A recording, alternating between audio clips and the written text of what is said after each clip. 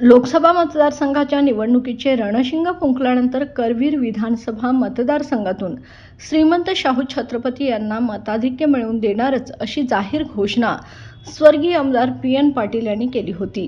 त्यानुसार त्यांनी तळमळीने प्रयत्न करून करवीरमधून शाहू छत्रपतींना 71,960 इतके मोठे मताधिक्य दिले।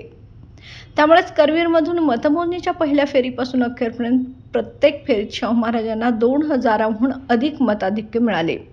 त्यामुळे विजयोत्सव साजरा करणाऱ्या कार्यकर्त्यांनी कोल्हापूरचा गड जिंकला पण करवीरचा सिंह गेला अशी भावना व्यक्त केली। मतमोजणी केंद्रापासून गल्लीबोळातील कट्ट्यावरचे कार्यकर्ते आणि सोशल मीडियावरील नेटकऱ्यांनाही पी.एन. पाटील यांची उणीव भासल्याचे दिसून आले। दिवंगत आमदार पी.एन. पाटील यांनी प्रचार दौऱ्यामध्ये श्रीमंत शाहू छत्रपतींसोबत सावलीप्रमाणे राहून संपूर्ण लोकसभा मतदारसंघाचा दौरा केला। ते करवीरचे आमदार असले तरी जिल्ह्यातील काँग्रेस कार्यकर्त्यांमध्ये त्यांचा आदरयुक्त दबदबा होता। त्यामुळे त्यांनी शाहू महाराजांसोबत लोकसभा मतदारसंघात अनेक दौरे करून शाहू छत्रपतींना मतदान करण्याचे आवाहन केले। त्यामुळे कागल वगळता सर्वच विधानसभा मतदारसंघातून महाराजांचे मताधिक्य सुरुवातीपासूनच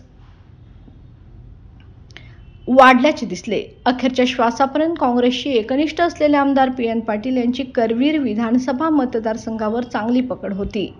करवीर पंचायत समितीवर अनेक वर्षापासून भोगावती साखर कारखान्यावर आमदार पाटील यांनी निर्विवाद वर्चस्व प्रस्थापित केले आहे। करवीर काँग्रेसची जुन्या सांगरूळ विधानसभा मतदारसंघावर सत्ता आहे।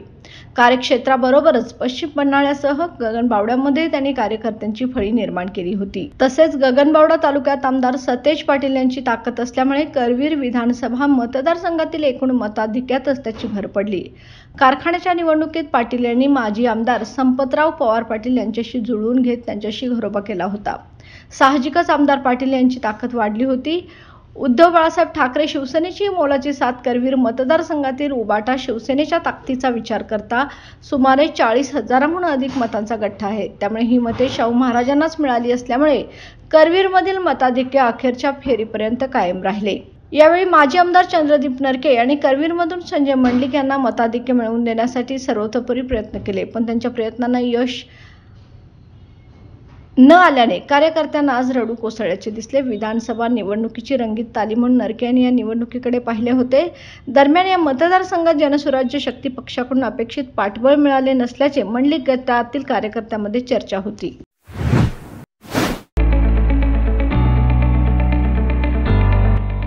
सौ Ambubai Patil English medium school and junior college,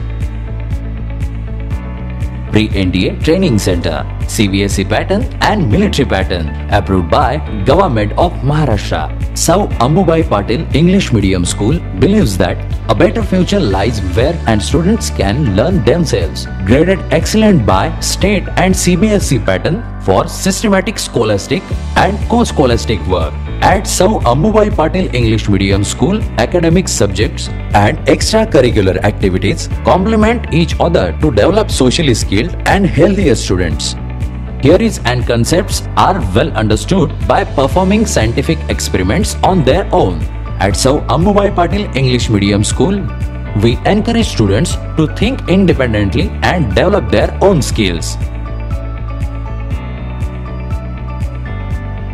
I want to become an aeronautical engineer. I want to become an athlete and win gold for our country. I want to be a IAS officer. When I grow up, I will build a school for poor children. Sir Ambubai Patil English Medium School and Junior College.